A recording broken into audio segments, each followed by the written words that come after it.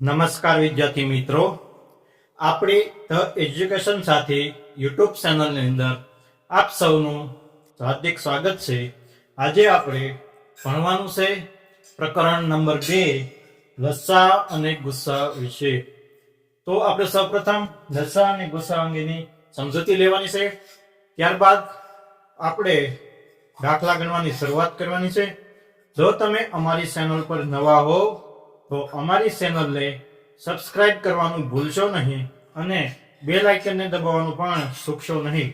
જો તમે bell icon દબાવેલું હશે તો કોઈ પણ નવો વિડીયો આવશે, કોઈ પણ નવી અપડેટ આવશે તો સૌપ્રથમ નોટિફિકેશન તમને મળી રહે. તો એટલા માટે સબસ્ક્રાઇબ કરવું તમારું ખૂબ જ જરૂરી છે.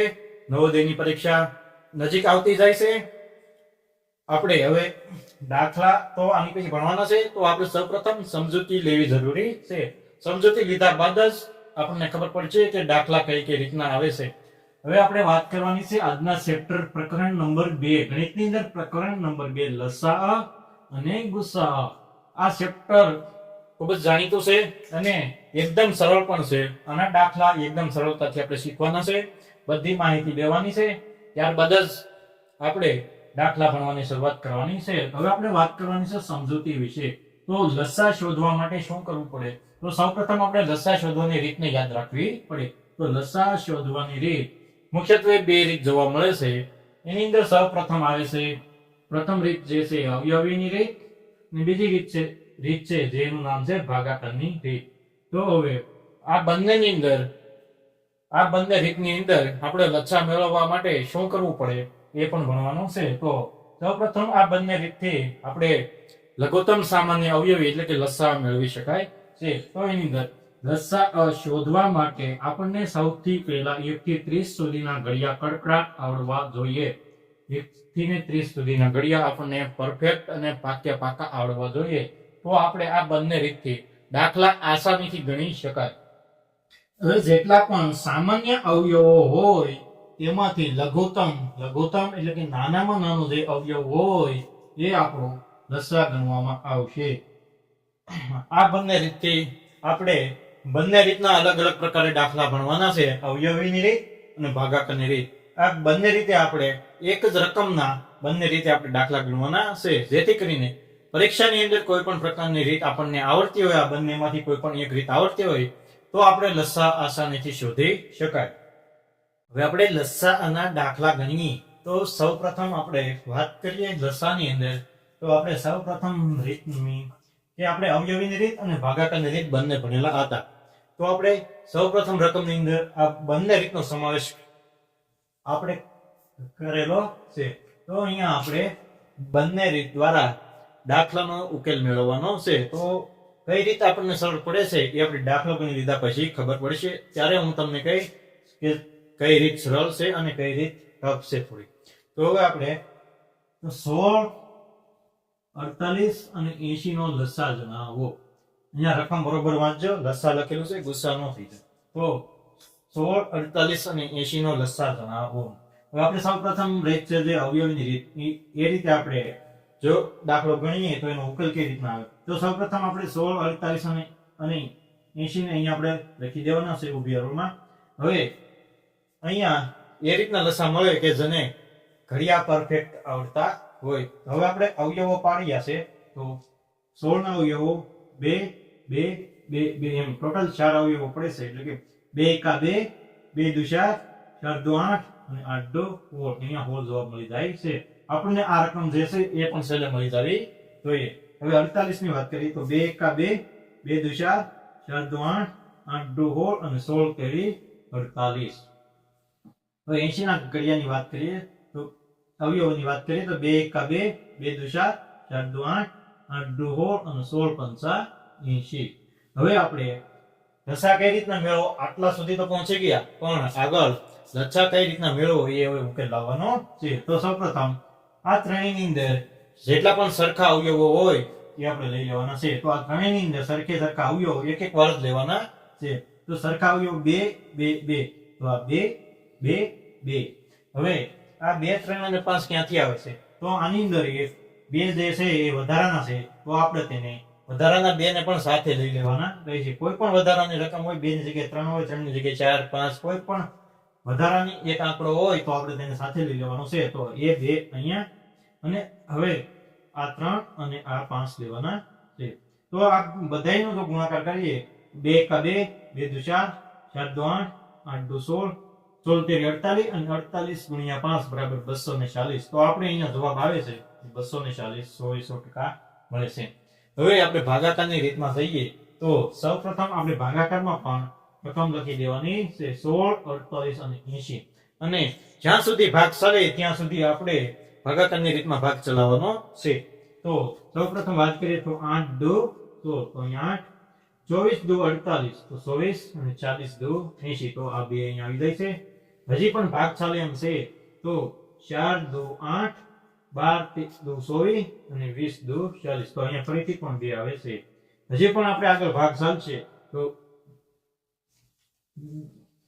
2 કા 2 સોરી હજી પણ આપણે અહીંયા આગળ ભાગ ચાલશે તો 2 દુ 4 6 દુ 12 અને 10 દુ 20 તો અહીંયા ફરીથી 2 આવશે. હવે હજી એકવાર ભાગ ચાલે તેવી શક્યતા રહેલી છે તો 1 ગુણ્યા 2 તો બરાબર 2 3 દુ 6 5 દુ 10 તો અહીંયા આવશે 3. હવે આગળ કોઈ ભાગ ચાલે તેવી શક્યતા રહેલી નથી. તો હવે આપણે 3 1 સોરી 1 તેરી 3 તો અહીંયા 3 છે 1 1 1 1 તેરી 3 1 1 1 અને 5 1 5 તો અહીંયા 3 આવી જાય છે. નાની સંખ્યા જે છે એ આપણે લેવાની છે. અને હવે અંતમાં કોઈ પણ પ્રકારનો ભાગ ચાલતો નથી તો આપણે અહીંયા મોટી રકમ હોય એને આપણે લખી દેવાની છે 1 5 5 અને અંતે શું વધે છે 1 1 1.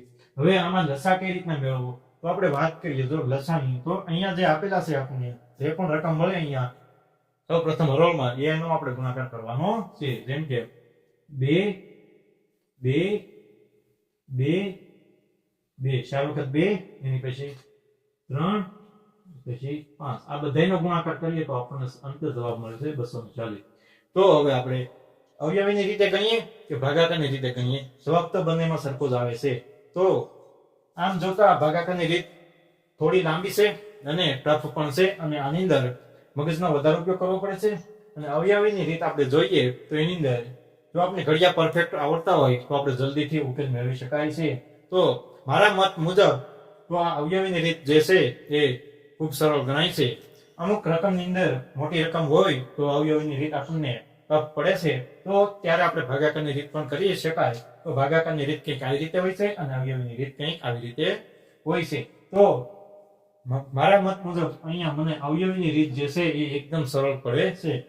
અવયવીની રીત એ માટે સરળ છે કારણ કે એની અંદર કોઈ પણ રકમ હોય તો આપણે રકમ લખી દેવાની છે અને ડાયરેક્ટ અવયવો પાડવાના છે. તો આપણને અવયવીની રીતની અંદર એકદમ સરળતાથી લસા મળી શકે છે. ભાગાકારની રીત પણ સરળ જ છે.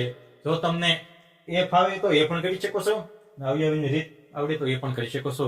પણ આ બંને રીતની અંદર મહત્વનું એ છે કે આપણને ઘડિયા આવડવા જોઈએ. જો તમને ઘડિયા જ નથી આવડતા તો પછી આ બંને રીત એકદમ અઘરી લાગે છે.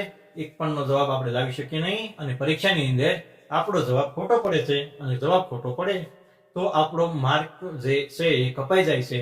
જો તમારે 70 માર્ક આવતા હોય અને જો એકાદો દાખલો આવો હોય અને જો એનો તમારાથી જવાબ ન આવે તો એનો એક માર્ક કપાય છે, 70 ની જગ્યાએ 69 થઈ જાય અને તમે નવોદયમાં પાસ થતા રહી જાવ છો. તો એટલા માટે ઘડિયા ખૂબ જ મહત્વના છે. સૌપ્રથમ આપણે ઘડિયા પાકા કરવા પડશે, ત્યારબાદ જ આપણને લસા અને ગુસાના દાખલા પડશે.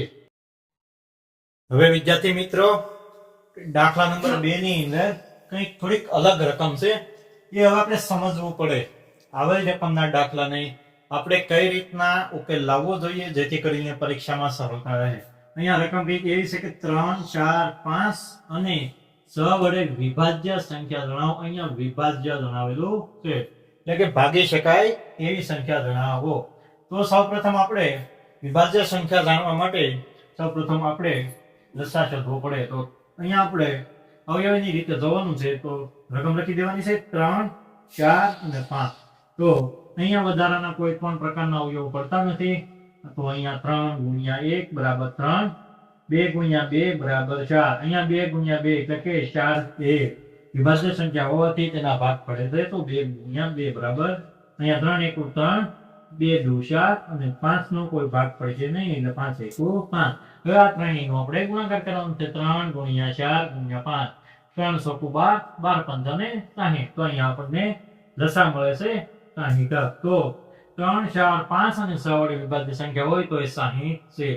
આ 60 ને આપણે 3 વડે ભાગી શકાય, 4 વડે ભાગી શકાય, 5 વડે ભાગી શકાય અને 6 વડે પણ ભાગી શકાય. તો આવી રીતના કંઈક આ આપણે વિભાજ્ય સંખ્યા થાય છે. દાખલા નંબર 3, 95 અને 114 નું લસાઅ જણાવો. હવે અહીંયા થોડીક રીત બદલે છે. આપણે આ દાખલાની અંદર ભાગાકારની રીત કરેલી છે. તો શા માટે ભાગાકારની રીત આપણે કરેલી છે એ પણ જાણવાનું છે.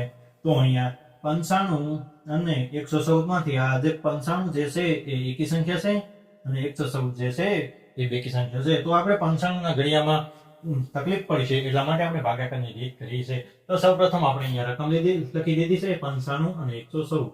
તો 95 નો કોઈ ભાગ પડતો નથી એટલે 95 ના 95, 114 ને 57 વડે ભાગી શકાય તો 57 ગુણ્યા 2 114 આવે છે. ફરી વખત અહીંયા 95 ના 95, 95 નો કોઈ ભાગ પડશે નહીં, 57 નો ભાગ પડશે 19, 13, 57. તો અહીંયા 3 આવી જાય છે. ફરી વખત 95 નો કોઈ પણ પ્રકારનો ભાગ પડશે નહીં, સોરી 95 નો અહીંયા ભાગ પડશે તો અહીંયા 5 આપેલા છે તો 19, 5, 95. તો હવે આગળ કોઈ પણ પ્રકારનો ભાગ પડે 95 માં પણ નહીં પડે અને 19 માં નહીં પડે તો અહીંયા 1, 1, 19, 19. તો અહીંયા આ જે અહીંયા આપણને રકમ મળેલી છે એને આપણે 2 ગુણ્યા 3 ગુણ્યા 5 એના ગુણ્યા 19. તો આપણને જવાબ મળે છે 570. તો આપણો લસાઅ મળી ગયો છે અહીંયા આપેલો છે 570. તો આવા દાખલાની અંદર આપણે ભાગાકારની રીત ફરજિયાત કરવી પડે છે. કારણ કે આપણે ઘડિયો બોલવામાં ખૂબ જ તકલીફ પડે છે. આટલો બધો ઘડિયો પણ કોઈને ના આવતો અને 95 પણ નાના ઘડિયામાં આવતા નથી. તો આપણે ભાગાકારની રીત એકદમ સરળ રહેશે. તો આપણે ભાગાકારની રીત ચેક કરેલી.